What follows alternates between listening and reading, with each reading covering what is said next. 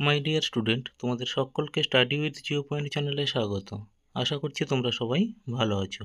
আমার প্রিয় ছাত্র ও ছাত্রী যারা 2026 সালে মাধ্যমিক ফাইনাল পরীক্ষা দিতে চলেছ, পশ্চিমবঙ্গের সমস্ত ছাত্রছাত্রীদের জন্য যারা 2026 সালে মাধ্যমিক পরীক্ষা দিতে চলেছ, তোমরা জানো তোমাদের ভূগোল পাঠ্য বইয়ের প্রথম অধ্যায় বহির্জাত প্রক্রিয়া ও তাদের দ্বারা সৃষ্ট ভূমিরূপ, এই অধ্যায় থেকে আজকের আমি একটি গুরুত্বপূর্ণ 3 মার্কসের ভিডিওর আপডেট নিয়ে হাজির হয়েছি।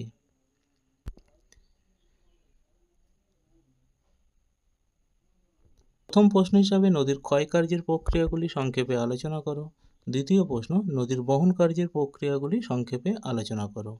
তৃতীয় প্রশ্ন, নদী মোহনায় বদ্বীপ গঠনের অনুকূল পরিবেশগুলি আলোচনা করো। তৃতীয় প্রশ্ন, পৃথিবীব্যাপী জলবায়ু পরিবর্তন কিভাবে সুন্দরবনকে প্রভাবিত করছে। পঞ্চম প্রশ্ন, মরুভূমি সম্প্রসারণ বা প্রসার লাভের কারণগুলি লেখো। ষষ্ঠ প্রশ্ন, মরুভূমির প্রসার রোধ বা মরুবিস্তার প্রতিরোধের উপায়গুলি লেখো। প্রথম প্রশ্ন, শিপ বা অনুদৈর্ঘ্য বালিয়াড়ি ও অনুপ্রস্থ বা তির্যক বালিয়াড়ির মধ্যে পার্থক্য লেখো। 8 নম্বর প্রশ্ন, গিরিখাত ও ক্যানিয়নের মধ্যে পার্থক্য লেখো। 9 নম্বর প্রশ্ন, নদী উপত্যকা ও হিমবাহ উপত্যকার মধ্যে পার্থক্য লেখো। 10 নম্বর প্রশ্ন, রসেমতানি ও ড্রামলিনের মধ্যে পার্থক্য লেখো। 11 নম্বর প্রশ্ন, ইয়ারতাং ও জিউয়ানের মধ্যে পার্থক্য লেখো। তো প্রথম অধ্যায় থেকে এই 11টি প্রশ্ন 3 মার্কসের জন্য তোমরা রেডি করে যাও।